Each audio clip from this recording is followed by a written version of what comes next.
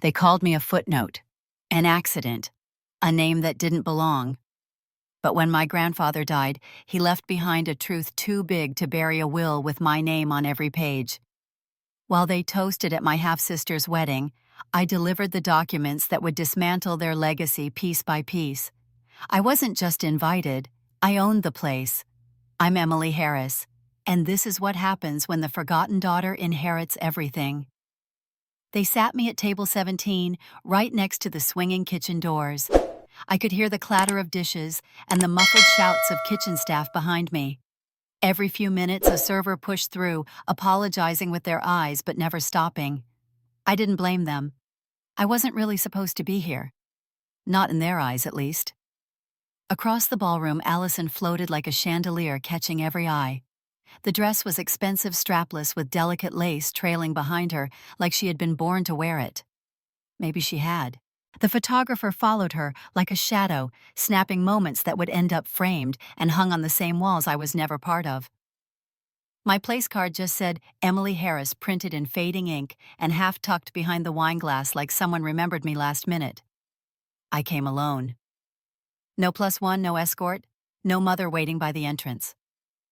When I walked in, the greeter had to double-check the list, flipping through pages like my name might have fallen off by mistake. It hadn't. I was listed, but I wasn't expected. The estate was familiar. The giant oak trees out front, the curved driveway, the hedges trimmed into swans. I used to ride my bike past this place when I was 9, back when it belonged to my grandfather. Summers with him were the only time I ever felt seen. When he passed, the house was swallowed whole by the Bennetts and their glossy family brand. Now it was Allison's wedding venue. Of course it was. I sat down without a fuss. The other guests at table 17 were strangers, distant cousins maybe, or +1s of +1s. They introduced themselves politely, then turned back to their phones or conversations about traffic and wine pairings. No one asked who I was or why I looked so familiar. I didn't blame them. A champagne flute clinked at the front of the room. Allison was standing with her new husband Tyler, her arm looped delicately through his. Tyler looked uneasy in the spotlight, but she thrived in it. Her voice was highlight and rehearsed. "Thank you all for being here," she said. "It means the world to us to be surrounded by people who've shaped us, supported us, and made this family whole." I sipped my wine. The room erupted in warm applause. Someone near me muttered, "What a beautiful sentiment." I kept my smile small. From where I sat, I could see my mother at table 1, sitting next to her husband, Thomas Bennett. Her posture was perfect, her dress tailored, her laughter polite and on cue. She didn't look in my direction once, not even when Allison raised her glass and thanked our parents for building a family rooted in loyalty and love. I watched her face, waiting for a flicker, a flinch, a recognition. Nothing. The meal arrived. Plates of lamb over truffle mashed potatoes. The woman next to me asked if I'd tried the house red. I nodded. She went back to her conversation. Somewhere near dessert, a man approached my table. Mid-30s, sandy brown hair, kind eyes. He looked like he had just remembered something important. "Emily?" he asked. I nodded. "Wow, I didn't realize you'd be here. I'm glad you came." "Really?" "Tyler." I stood, not sure if I should hug him. We didn't. You look good," he said. "I mean, it's been, what, almost 8 years?" 9, I said. "Right. 9. There was an awkward pause, the kind that only exists between people who once had something and left it unresolved. "You're married now," I said. "Congratulations." "Thanks." "Yeah, big day." He glanced around, then lowered his voice. "I didn't know you and Allison were, well, sisters. Half-sisters," I corrected. "Right. I just mean it never came up. She never talked about. I didn't put it together." "It's okay," I said. "Most people don't." He shifted his weight, uncomfortable. "Listen, it's really good to see you, Em. I'm sorry if.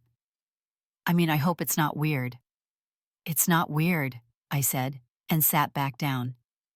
He lingered a second longer, then walked back toward the head table.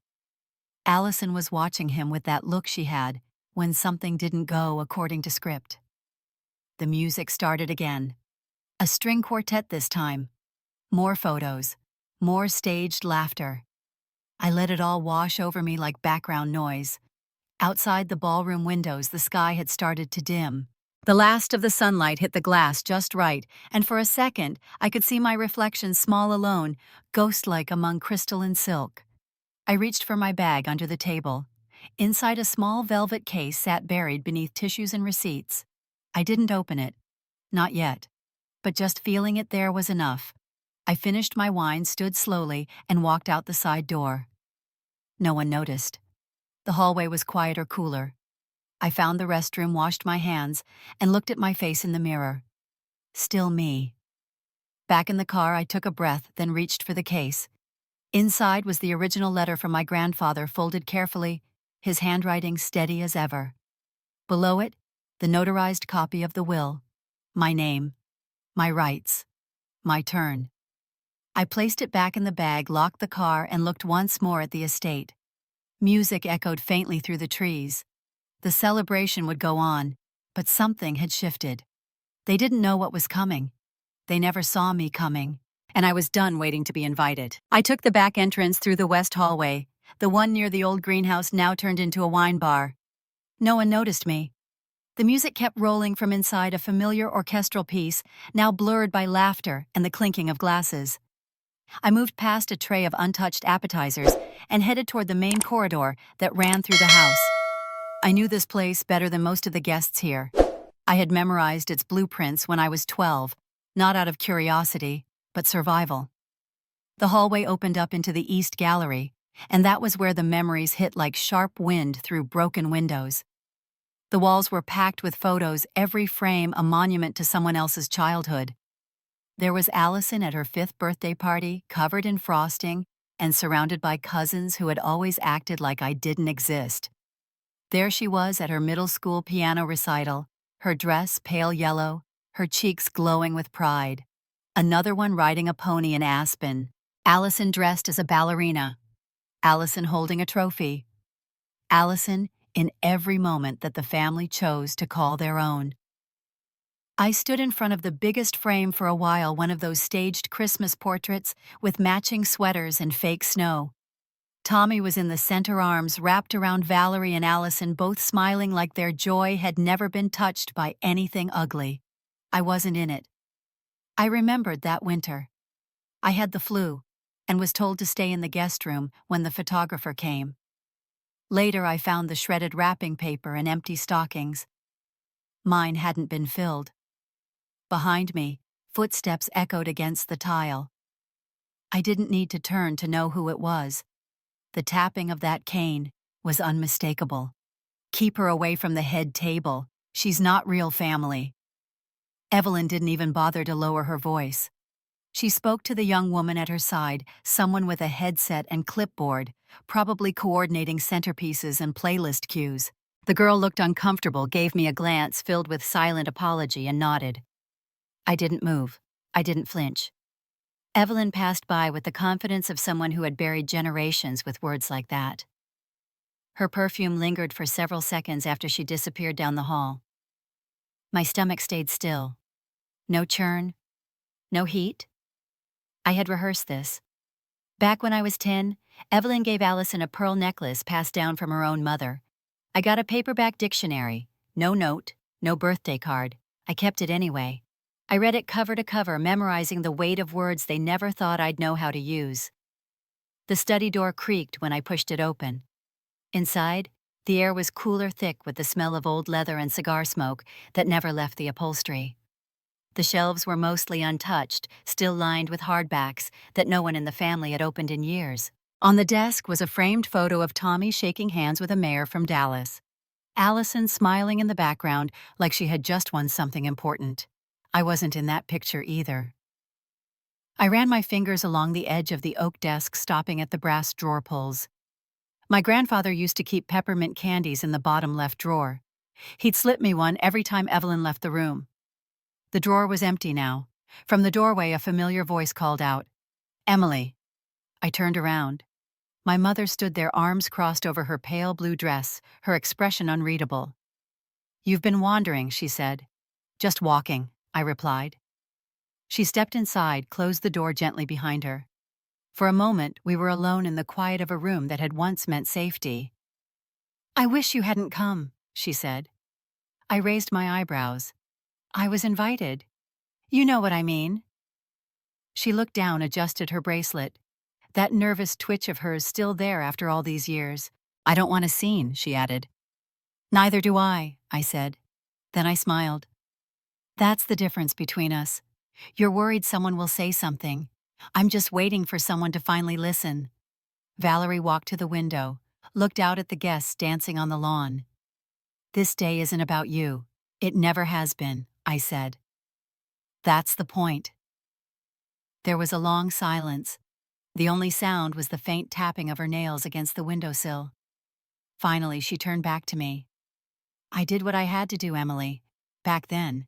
It wasn't easy." "No," I said. "It was just convenient." Her mouth tightened. She looked older in that moment than I'd ever seen her. "You don't know the whole story." "Maybe not," I said. "But I know mine." She left without another word. I waited a few seconds, then walked out behind her. Back into the hallway, the music louder now. People were beginning to shift toward the dining area. The speeches would start soon. I stayed near the back behind a row of potted palms, out of sight but not out of reach. Tommy stood near the bar, laughing with one of the groomsmen. When his eyes landed on me, he gave the briefest nod, then turned away, as if I were a stranger, asking for directions. I had lived in his house for 12 years. He had walked past me in the hallway every morning like I was part of the wallpaper. I wasn't angry, not anymore. I was inventorying. The family I had grown up inside of the house I had once called my own, the people who thought silence could erase blood. Every glance, every omission, every carefully cropped photograph. They were all clues, pieces of a puzzle they thought would never fit together. But I wasn't looking to fit in. I was building something different. I found a spot near the corner staircase and sat on the edge of the third step, letting my dress fan around me like a shadow. From there I could hear the laughter, the silverware, the rising energy of people who believed the story was going exactly as they planned. I waited. It was almost time. The waitstaff began ushering guests toward the courtyard. Fairy lights lit up overhead, woven through the oak trees like something out of a bridal catalog. White candles flickered on every table, the kind that smelled like vanilla and budget approval. I stood slowly and made my way through the crowd unnoticed as usual, until I reached the outer edge of the circle forming around the mic stand. The rehearsal dinner speeches were about to begin. Allison stepped up first, her gown shimmering under the lights, her hair pinned in soft curls that took at least 3 hours to style. Tyler stood beside her, one hand on her lower back, smiling the way men smile when they're proud and afraid to look bored. She raised her glass high and waited until the chatter quieted. "To family," she said. Her voice rang clear and confident, trained from years of private school theater. "To a home built on loyalty, love, and no broken pieces." A few people laughed quietly. The kind of laughter that follows a joke everyone pretends isn't a joke. I recognized the smirks. Evelyn, my Aunt Marcy. A few of Allison's friends from college, the ones who had once called me just the half-one behind closed doors. They smiled now like nothing had ever been said out loud. I sipped from my wine glass. Red cheap sour. It worked just fine. I caught my mother's eye from across the patio. She looked away just as quickly. Her hand tightened around her stemware. She didn't laugh, but she didn't speak either. Allison kept talking, thanking vendors, bridesmaids, the event planner. Her voice never cracked. She was good at this, the performance of inclusion. She thanked my mother and Tommy for showing her what love looked like. Then she thanked Tyler, who leaned in and kissed her temple like they were already in the photo album. By the time dessert came, I had moved toward the fire pit near the back fence. There were fewer people there, mostly the cousins smoking or sneaking beers. I watched the flames flicker against their faces. They didn't recognize me, or they pretended not to. Tyler found me there holding 2 drinks. He looked unsure whether to offer one. "Didn't expect to see you here," he said. I didn't respond. I mean, I guess I should have known, but Allison never said anything. "I didn't realize you two were, sisters," I said. "By blood, not by invitation." He winced a little and sat down beside me. I didn't scoot over. "I should say something," he said. "I didn't know she was related to you when we met." "I swear. You were 19, I said. "I don't think you were looking for last names back then." "Still, it feels weird." "Only if you let it," I said. He looked at me like he wanted to ask a question but thought better of it. "You seem different," he said finally. "I am." He gave a half laugh. "You still painting? No. Writing? No." "Well," he said, looking down at his drink, "I always thought you'd do something cool. Like really cool." "I did," I said. He blinked. He didn't ask what. We sat there for another minute, the fire cracking between us until someone called for him from inside. "I should get back," he said. "Of course." He paused. "You look good, Em." I didn't smile. He left. I stayed. By the time I got back to my rental apartment, it was nearly midnight. I peeled off my dress and left it on the back of the chair, sat at the kitchen table in silence. The apartment was small, bare except for the lamp in the corner and the metal case I kept locked in the cupboard. I unlocked it. Inside was the letter. The paper had yellowed at the edges, but the handwriting was unmistakable. My grandfather's cursive had always been neat, precise, a habit from a generation that still valued permanence. Emily. You are not an accident. You are not the mistake they whisper about behind dinner napkins. You are my granddaughter. You carry my blood, my name, and now my legacy. Do not let them take what is already yours.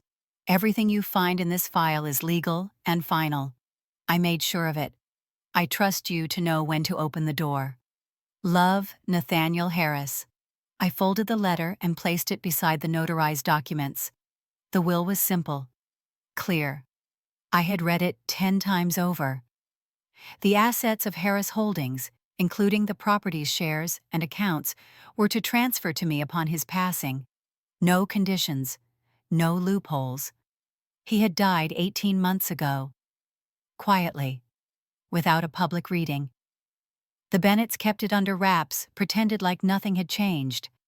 They never said a word to me. No condolences, no phone call. They let me find out through a news alert 3 days later. I reached for the file again and ran my fingers along the embossed seal. I wasn't a secret anymore. I wasn't a footnote. I was the headline they had tried to bury. Outside, the streets were empty. Somewhere across town, Allison was probably sleeping with her ring still on, dreaming of toasts and spotlight and perfect beginnings. I looked at the wall clock. It was almost 1 in the morning.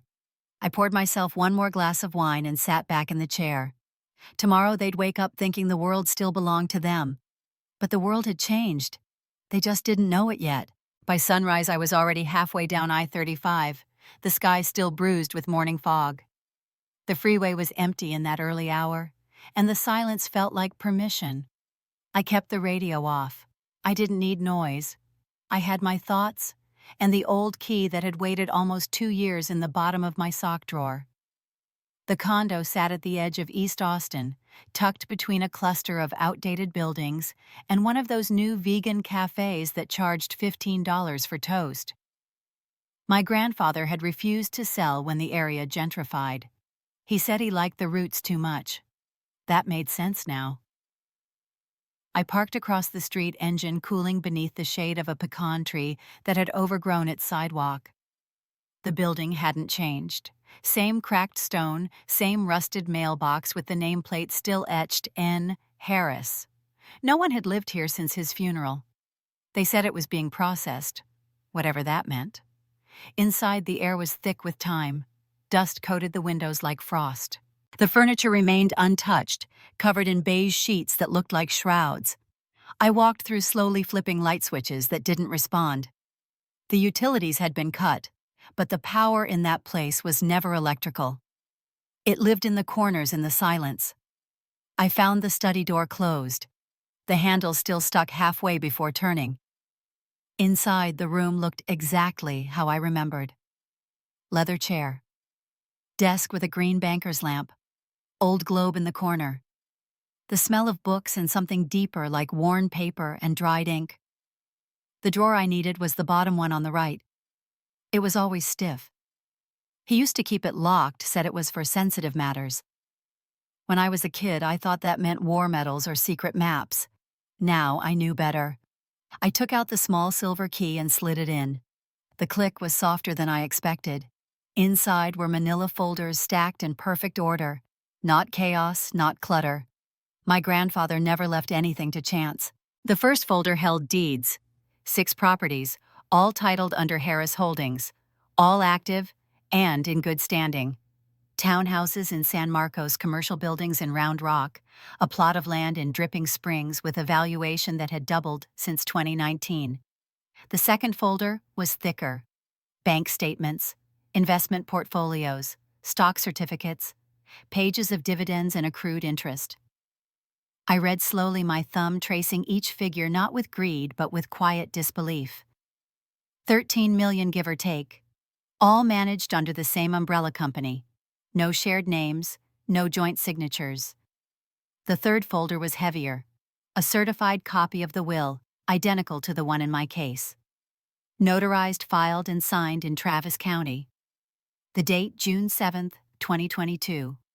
My name written clearly at the top. Sole beneficiary, no ambiguities, no alternate versions. Emily Rose Harris. There was no mention of Valerie, no trust set aside for Allison, no contingency for Tommy. Just me. I sat down at the desk and held the page with both hands. It didn't feel like victory. It felt like justice cooling in my palms. They hadn't just hidden this, they had buried it. There was a handwritten note paper-clipped to the last page. If you are reading this, it means they chose silence over truth. I never expected them to accept you, but I did expect you to rise. You always rose even when they gave you nothing. My hands trembled just once, then steadied. I slid the folders back into the drawer, but not before photographing everything with my phone. I took my time. Every page, every signature.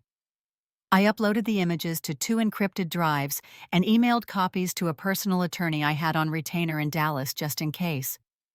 By the time I left, the sun had pushed through the clouds. Light filled the living room. I paused by the door and looked back once. This space had been his. Now by law and blood, it was mine. I locked the door behind me, tucked the key into my pocket, and walked down the stairs without looking back. Outside, the city had begun to wake. Joggers passed with headphones. A man walked his dog across the street. No one noticed the woman leaving the condo. They didn't have to. The paper didn't lie. And the dead don't forget. I didn't go home right away. I drove west toward San Antonio, past the outskirts of Sagan, the road blurring as the sun lifted higher over the fields. I kept thinking about my grandfather's signature, the loops in his name so confident, like he knew someday they'd try to erase it. I hadn't slept. My fingers still smelled faintly of paper and dust. Lucas had agreed to meet at a quiet cafe near the River Walk, tucked between a closed antique shop and a nail salon that hadn't updated its signage since 2004. It was the kind of place where business was still done in whispers. No one there was looking to be noticed. He was already seated when I arrived. Back booth, facing the entrance. He looked smaller than I remembered, like the years since my grandfather's death had taken something from him too. His gray suit hung looser now, his tie loosened by habit, not fashion. "Emily," he said, standing halfway before sitting again. I nodded, slid into the booth across from him. No handshake. No small talk. "You look tired," he added, then corrected himself. "Determined, maybe." "Both," I said. He reached into his worn leather briefcase and pulled out a folder. It wasn't thick, but the weight of it might as well have been stone. They came to see me. A week after Nathaniel passed. Who Tommy? Allison. Marcy was with them, too. They didn't waste time. "Let me guess. They wanted to read the old will. He nodded slowly. They brought a copy of the 2017 version, the one that left the estate to your mother, and set up a discretionary trust for Allison. They said Nathaniel hadn't updated anything since then. But he had. Lucas tapped the folder in front of him, eyes tired. The will he filed in 2022 is the only valid version. Fully notarized, witnessed, no ambiguity. I oversaw the signing myself. He was clear-headed, intentional, and my name front and center, sole beneficiary. I exhaled. It wasn't relief. It was confirmation. So why didn't you contact me? Lucas hesitated. He looked out the window before answering. Because I knew what would happen if I did. The Bennetts have influence, money, reputation. They don't fight fair. I wanted to give you space to decide what this would cost you. You think I care about their reputation? I think you care more than you admit. I didn't answer. He wasn't wrong, but not in the way he thought. They think I'm weak because I left, I said. But I didn't leave. I was pushed out. Lucas nodded slowly. Your grandfather knew that. It's why he made sure no one could dispute the revision. He told me if they ever come asking, show them the truth. That's your job now. I took the folder and opened it slowly. The paper was pristine. My name printed in firm black ink. Not handwritten, not scribbled in, typed, filed, real. Emily Rose Harris, under successor and sole heir. Assets included 6 properties full. Controlling interest in Harris Holdings, the investment accounts, and a sizable sum split across multiple trusts in my name. There were no clauses. No if or unless. Just a clean transfer of power and wealth. I kept reading. Each page made my pulse slow, then steady. This wasn't fantasy. This wasn't leverage. It was law. They knew this existed, I said. They pretended it didn't, or hoped no one would find it. Valerie. He paused. She received a letter. Certified. I sent it myself the week after the funeral. And she said nothing. Nothing. I stared at the coffee in front of me. Cold now. Untouched. They were counting on me doing what I always did. Staying quiet. Staying out of the way. Lucas took a deep breath. Emily, I need you to understand something. If you take this public, it won't just be a legal fight. It'll be personal. The kind of battle that splits blood and burns every bridge behind it. Let it burn, I said. He blinked, then gave a short laugh. You really are your grandfather's girl? I looked him in the eye. No. I'm his heir. He handed me a sealed envelope. He left you something else. Told me to give this to you when you were ready. I slid it open. Inside was a USB drive. Audio. Yes. 1 recording. He made it 2 weeks before he passed. I'll listen to it tonight. He nodded, folded his hands together. If this goes forward, you'll need legal support. I'm in if you want me. But this isn't just about courts and filings. This is about the legacy of the Harris name. They won't let go easily. They don't have a choice anymore. Lucas looked out the window again. A man walked by holding a tray of tacos. A mother pushed a stroller. The world kept moving. I'm going to file the claim, I said. Are you sure I didn't flinch? They buried me. But they forgot to check if I was breathing. Lucas gave a slow nod, then reached for his coffee. For the first time since I sat down, he drank. I left the cafe with the folder clutched tight against my ribs. The sunlight had grown stronger, casting long shadows between the buildings. I walked past tourists with cameras and businessmen in crisp collars. No one paid attention. They didn't have to. Not yet. 2 days later, I heard the knock at my door before I saw her through the peephole. My mother stood with her arms crossed, sunglasses still on, despite the clouded sky, her lips drawn tight like they always were when she came with rehearsed concern. I let her in without a word. She stepped inside like she still owned the space, even though she had never once visited this apartment before. It's not too late to let this go, she said, barely 2 steps in. I waited. You've made a life for yourself, Emily. You don't need this kind of trouble. What's done is done. She looked around like the decor might support her argument. My apartment was clean, modest. A stack of case folders sat neatly on the dining table. She noticed them, but didn't comment. "You're stirring up old wounds," she said softer this time. I looked her straight in the face. "Did you ever regret not protecting me?" She blinked. "Once, twice." Valerie Harris, wife of Thomas Bennett, chairwoman of the Hill Country Arts Foundation, did not answer. Her silence spread like ink. That was answer enough. I turned away from her and picked up my phone. "You should go," I said. "I have a meeting." She opened her mouth again, but nothing useful came out.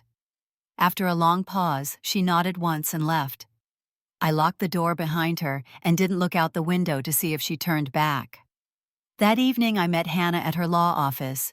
She had taken over a small firm downtown after passing the bar. We used to sleep on the same bunk bed in college, swapping flashcards and heartbreaks.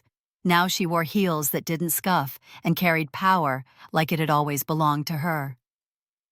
When I placed the folder on her desk, she didn't flinch. "So this is real," she said. "It's always been real."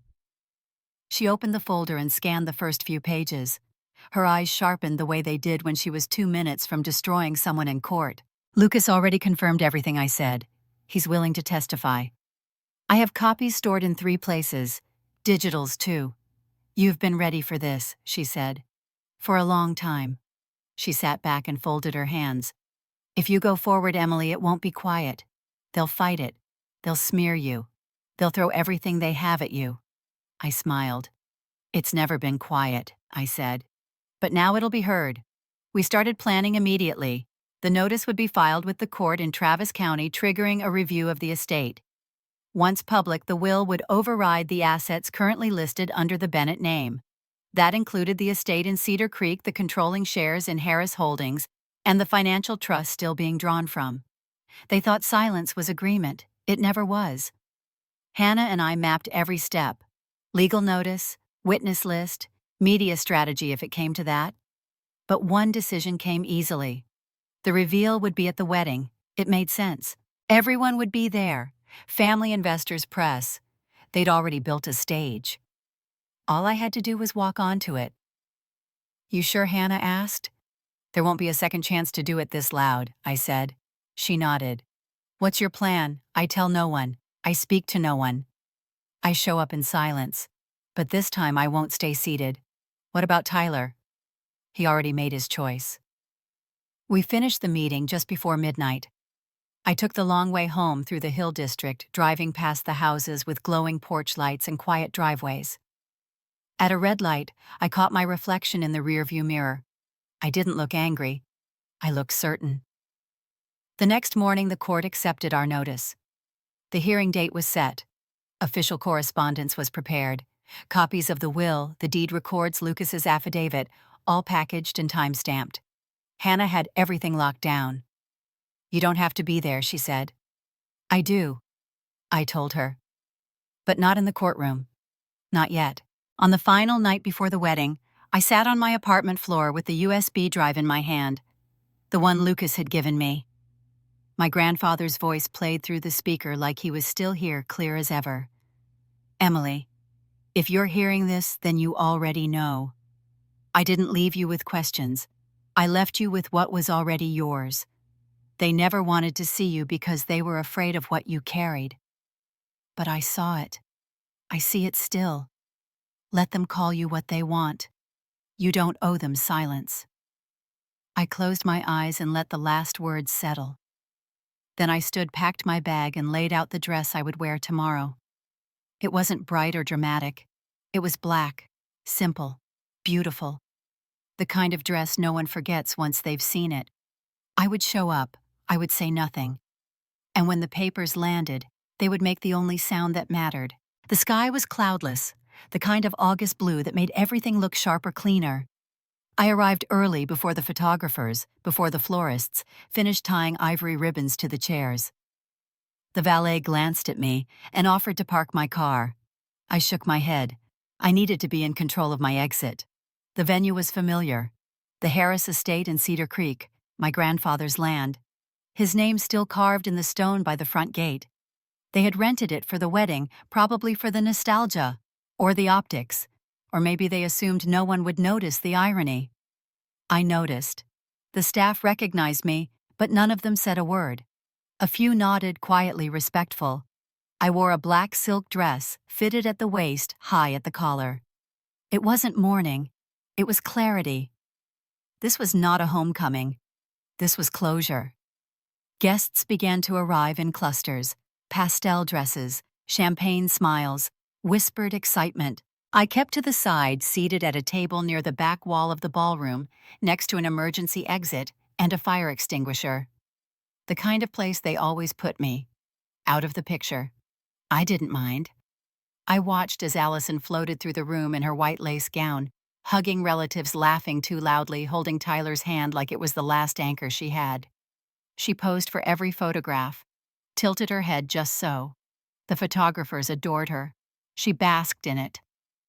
I didn't interrupt. Valerie arrived with Tommy, both dressed like royalty. They walked the space like they owned it. Maybe they still believed they did. Maybe the lie had lived so long, it became real. I waited. When the ceremony ended and the reception began, Allison took the microphone. Her speech was rehearsed. I could see her thumb running along the note cards behind the bouquet. "I just want to thank everyone who made this day possible," she said. "Especially my parents for giving me a whole family, for building a life with no cracks." The applause was immediate, loud, familiar. I didn't clap. I stood slowly, slipped my phone from my purse, and walked through the side door into the hallway near the coat room. The cold air hit my skin like truth. I dialed. Lucas picked up on the second ring. "Now," I said. Understood. He didn't ask if I was sure. Back inside, the music resumed. People danced. Glasses clinked. Tyler laughed, though not with his eyes. Valerie sat at the head table, her chin lifted like a sculpture. I returned to my table, picked up my glass of sparkling water, and waited. 15 minutes later, the venue coordinator stepped onto the platform and whispered something into Tommy's ear. His smile froze, then faltered. He leaned in, asked a question. She nodded once and handed him a cream-colored envelope. The Harris Holdings logo at the top. I saw it from my seat. He opened it, skimmed the first few lines, then stood abruptly. Valerie noticed, touched his arm. He pulled away. Allison followed him with her eyes but kept smiling for the crowd. A second envelope went to the wedding planner. Another to the estate manager. Lucas had delivered them all in person, each with documentation, each time-stamped. In the span of 5 minutes, the reception lost its rhythm. The music kept playing, but the dancers slowed. People whispered, looked around, waited for cues. Tommy didn't return to his seat. Neither did Valerie. I walked past the dessert table and stepped outside onto the back lawn. The sun was setting now, casting long shadows across the manicured grass. I stood alone facing the west garden. Behind me, the sound of footsteps. It was Tyler. He said my name like it hurt to say it. "Emily." I turned but didn't answer. "What did you do?" I didn't lie. He looked down, shoved his hands into his pockets. "They're panicking. They should be." He stepped closer. "Allison doesn't know. She will. You really went through with it. I gave them a chance to do the right thing. They chose the stage, so I gave them an audience." He nodded slowly. "You always told the truth," he said, "and you always stayed silent." He didn't respond. I walked past him back inside, where the chaos was beginning to surface. Hannah arrived at the front entrance just as I reached the lobby. She handed the receptionist a small black case labeled clearly with the county clerk's seal. "Official notice," she said. "All copies delivered."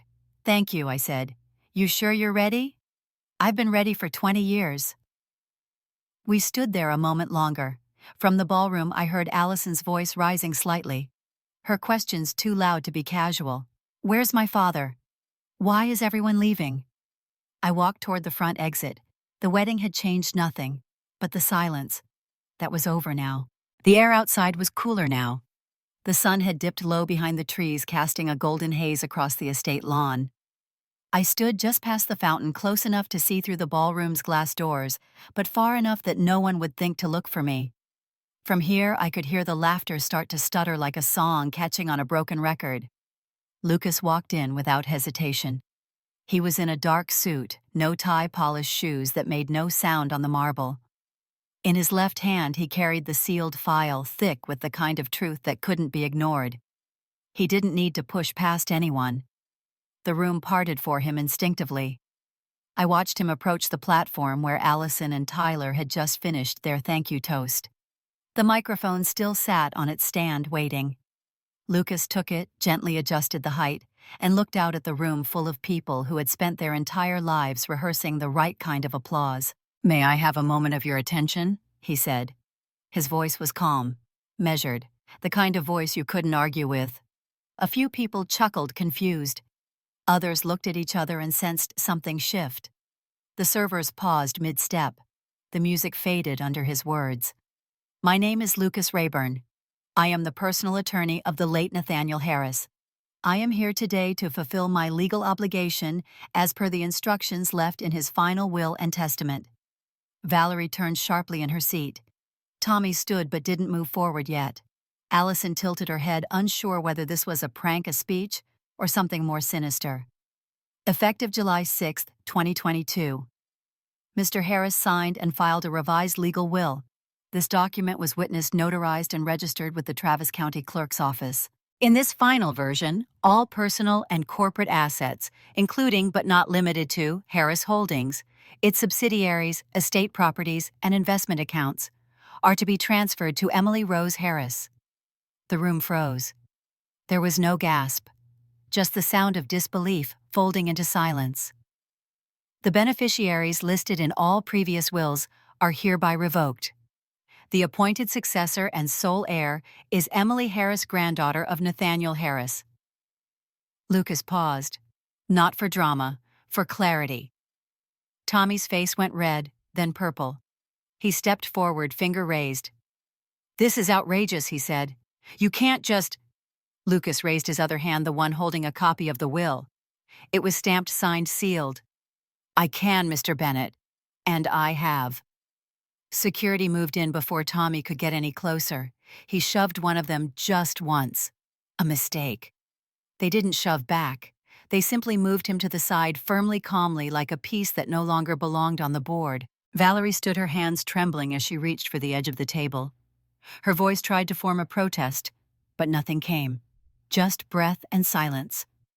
Allison looked around, still holding her champagne. Tyler whispered something into her ear. She didn't respond. From where I stood, I could see her lips press into a line. Lucas continued. "All legal documents have been delivered to the appropriate parties. A notice has been filed with the court. The transfer process is underway. This event, while personal in nature, involves a matter of public record. The facts are not in dispute." He stepped down from the platform. No one clapped. I turned away from the door and walked down the stone path leading toward the garden. The string lights above flickered on. The music had not resumed. It didn't need to. Inside the family, I had grown up watching from behind the curtain, now sat in a silence they could not explain. Outside, I breathed. My phone buzzed. A message from Hannah. "All delivered. Witnessed. Notarized. You're officially the majority shareholder." I didn't reply. Another message followed seconds later. "They're not speaking. Not even to each other." I looked up at the sky, now turning dark. The stars hadn't yet appeared, but the air carried their promise. For the first time in years, I didn't feel invisible. I felt undeniable. The night cooled quickly. Somewhere behind me, a guest coughed into silence.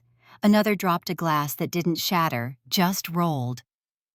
I stood by the garden wall for several minutes after Lucas left the ballroom. I didn't need to see their faces. I could feel them. Within an hour, the first phone call came in. Not to me, but to the event coordinator. I overheard her as she passed in the hallway, voice tight and professional. "Yes, sir, the documents were delivered. No, the bride's family hasn't issued a statement yet." By the time I returned to the main reception room, most of the guests had scattered. Half-eaten slices of cake sat forgotten. Someone had spilled red wine across a linen tablecloth. The DJ was packing up quietly. No one danced. No one asked for an encore. Then Allison found me. She stormed across the room like the hem of her dress was fire. Her makeup still intact, but her jaw trembled. She stopped 3 feet from me. "Why would you do this today?" I didn't flinch. "Because you built your entire life out of my absence." She stared at me like she didn't understand English or grief. "It was my wedding, Emily. It was also my inheritance, my name, my right to be here. You could have handled it privately. So could you. Years ago.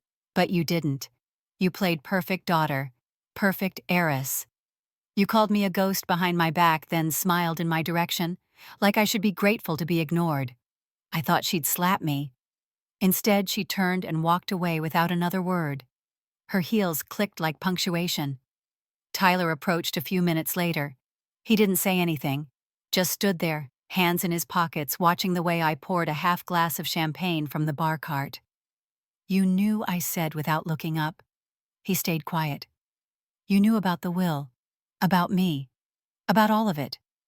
Maybe not the details, but enough to know you were marrying into a family that lied to itself for decades." I looked up then directly into his eyes. "Did you ever love me? Or was I just a chapter you needed to skip?" He opened his mouth, then closed it. He didn't answer. He didn't have to. That's what I thought. My mother showed up next. Of course she did. She always arrived once the damage was visible, like a painter staring at a ruined canvas. "You've made a mess," she said. "You're tearing the family apart." I turned toward her slowly, champagne still in hand. "You never built this family around me," I said, "so I'm not responsible for how it breaks." Her face flickered like she wanted to pretend she didn't hear that. Then she walked away too. The room was nearly empty now. The band had left. The flowers were wilting under the weight of abandoned centerpieces. I walked to the head table, picked up a silver toast flute still half full, and raised it slightly to no one. "To endings," I said under my breath. "And to the daughters you thought didn't count." I drank. The champagne was warm. Cold blood, warm wine. That was what they gave me. And that was what they got back. My phone buzzed again. This time it was a message from the firm that managed Harris Holdings. The board had been notified. A shareholder meeting was already scheduled for Monday. They would want a statement. They would want direction. I closed my eyes for a moment, steadying my breath. Outside, the world still spun. Traffic lights still changed. Somewhere someone was dancing to a song that hadn't been played here. But inside this estate, everything had stopped. The empire they tried to hide from me was now mine. And they couldn't undo it. I didn't want their congratulations. I didn't want apologies. I wanted peace. And now, for the first time, there was room for it. A week later, I stood outside the high-rise on West 6th Street, with a cup of coffee in one hand and my grandfather's pen in the other. The gold lettering on the glass door reflected the morning sun. Harris Holdings. My name wasn't written there yet, not on the glass. But inside, everything had changed. When I stepped through the lobby, the receptionist stood straighter. I nodded once. No smile, no explanation. I took the elevator to the top floor. The silence inside was heavy, like everyone on every floor below knew what had happened and didn't want to speak it out loud. I stepped into the executive wing at 8:01 a.m. A few people looked up from their desks. They expected drama, a declaration, a scene. I gave them none. The door to my grandfather's office was closed, the same heavy oak brass handle frosted nameplate. Nathaniel Harris, founder and CEO. I opened it. It hadn't been touched. Not in 2 years. Dust settled lightly across the mahogany desk. A glass paperweight sat exactly where he left it. The blinds were half drawn. A photo of me at age 6 standing next to him at a county fair still faced the window. They hadn't removed it. Maybe they didn't notice it was there. Or maybe they were too scared to touch anything in this room. I walked to the desk, set down my coffee, and opened the middle drawer. His pen was still inside. I placed the one I'd brought in next to it. There was a knock. "Ms. Harris," said the assistant. "They're ready for you in the boardroom." I nodded, walked past her without speaking. The boardroom had 12 leather chairs and a view of the skyline. 9 of the seats were filled, 3 were empty. Among the absent were Tommy and one of his closest allies. As I entered, no one stood. But they all turned. I sat at the head. No one said a word. The meeting began with standard items: weekly projections, contract renewals, a report on the warehouse development outside of San Marcos. I let them talk. I listened. Then the senior compliance officer cleared his throat. "We've received a formal request from Mr. Bennett. He's asking to remain as an external advisor on a consulting basis." I looked at him. "What does the company policy say about former board members under investigation for financial discrepancies?" The room went still. "They are not permitted to represent the firm in any capacity, ma'am." "Then the answer is no." He nodded. Quietly checked a box on his tablet. "Next item," I said. After the meeting, I returned to the office and removed the nameplate from the door. I handed it to facilities. A new one would be up by tomorrow. Emily R. Harris, Chief Executive Officer. I didn't need applause. I didn't need a speech. I just needed them to walk by and see it. Later that afternoon, Allison called. Her name flashed across the screen like a warning. I didn't answer. She left a voicemail. Her voice sounded small, which surprised me. "I just want to talk, Emily. I want to understand why this had to happen like this, why you couldn't just take your part quietly." I deleted the message. My mother sent a text, a single sentence. "I hope you're proud of yourself." I didn't reply. Instead, I opened my grandfather's notebook, the one he kept hidden behind a false drawer. Inside were pages of handwritten thoughts, notes on the company, sketches of future expansions, and letters. Some addressed to me, some never sent. One line stood out scribbled in the margin of a meeting agenda. "She won't raise her voice, but when she speaks, they'll all listen." By 5, most of the staff had left.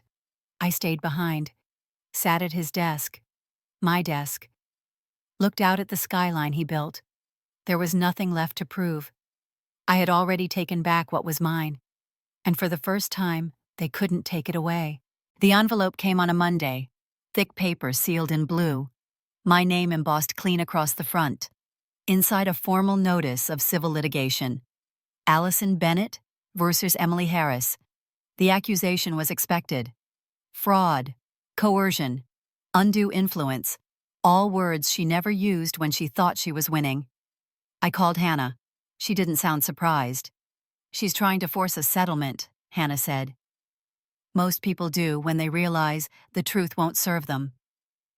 "Are we going to court?" "Yes. And we'll walk out with more than we walked in with." The court date landed fast. Allison's attorney stood tall and theatrical. He used phrases like manipulated vulnerability and concealed influence. He waved papers in the air like spells. But every time he spoke, Hannah listened without blinking.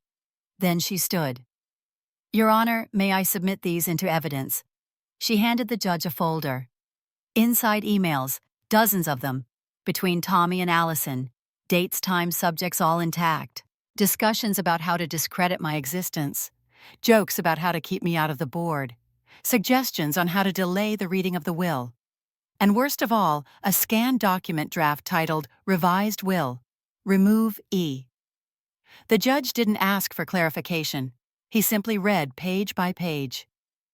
When he finished, he looked up. Motion to dismiss granted. The gavel cracked like bone. Allison didn't look at me. Her lawyer collected his files in silence. She walked out without waiting. I didn't follow. Later that evening, I returned home and found my mother waiting outside my apartment. She looked tired. Her hands trembled slightly as she reached into her coat pocket. "He wore this every day," she said. "He told me to give it to you when you were ready." It was a ring, gold worn at the edges, the Harris crest carved deep in the center. I had seen it my whole childhood, on my grandfather's hand, resting on the table as he signed documents, shook hands, or reached for mine during the rare moments we were alone. Why now? Because I couldn't bring myself to do it before. I kept pretending it wasn't yours to carry. I took the ring, not for love, not for memory, for closure. It was the last piece of something I had spent years being denied. She didn't cry. Neither did I. The next morning, I drove to the Travis County Recorder's office. The line was short. The clerk smiled without asking questions.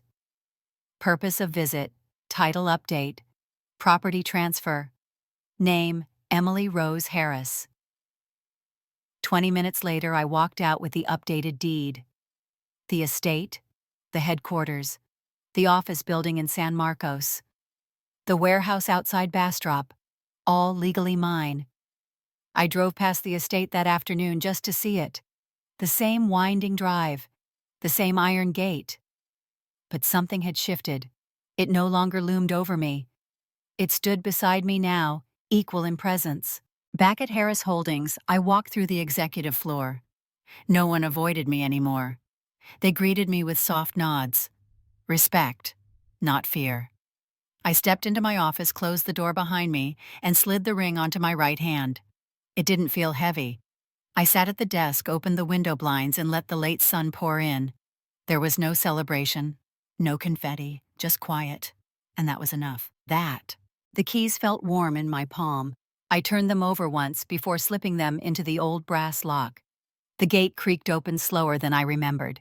The estate hadn't changed. Not the trees that lined the drive, not the crack in the third stone step, not the scent of lavender from the overgrown garden. The house stood the same, grand and arrogant, like time hadn't dared touch it. But time had touched everything else, including me. I walked through the front doors alone. The marble foyer echoed under my boots. The photos were still there, lined perfectly on the hallway wall. Allison on horseback, Allison in a pageant dress, Allison at every Christmas, birthday, family dinner. Not one frame of me. Not even a school photo tucked into the corner. I paused in front of them, not to grieve, but to understand. To remember what it felt like to be erased. I didn't take the pictures down. I left them. History doesn't change because you hide it. In the study, I placed my grandfather's ring on the mantel. I didn't want it to follow me anymore. Some legacies are meant to stay rooted. The fireplace had gone cold years ago. I didn't light it. I just stood there and breathed in the dust, the wood, the silence. I didn't sell the house. I kept it. I had the locks changed. I updated the deed. I sealed certain rooms, repaired what was necessary. I preserved it like you would a ruin, not out of revenge, out of proof. People asked why I didn't move in. Because you don't sleep in a mausoleum. I returned to Austin and filed paperwork for a foundation, the Harris Foundation for Displaced Youth. A safe home for children with no legal place to land. Not foster, not charity, just belonging. I named it after him not because he was perfect, but because he was the only one who saw me when no one else would. Donations came quietly. Grants followed. People didn't care about the name, they cared about the work. And the work mattered. Allison never called again. Tommy relocated to Nevada. My mother sent a holiday card once. It was blank inside. I lived in a condo above Lady Bird Lake. Not luxurious, but clean, safe, quiet. Some nights I walked by the water and thought about what it would have been like to grow up different. With birthday parties, with piano lessons, with arms that didn't pull away. But then I reminded myself, it didn't break me. It sharpened me. I never rebuilt the bridge for them. I rebuilt it for me. So I could walk across it without burning, without running, without apologizing for surviving. The family name lives on, sure, in documents and properties and court files. But the bloodline, it ends with me. Not because I was erased, but because I refused to carry what they tried to pass down. That's my story. What's yours? Tell me. Because some stories aren't meant to stay buried, and I'm still listening.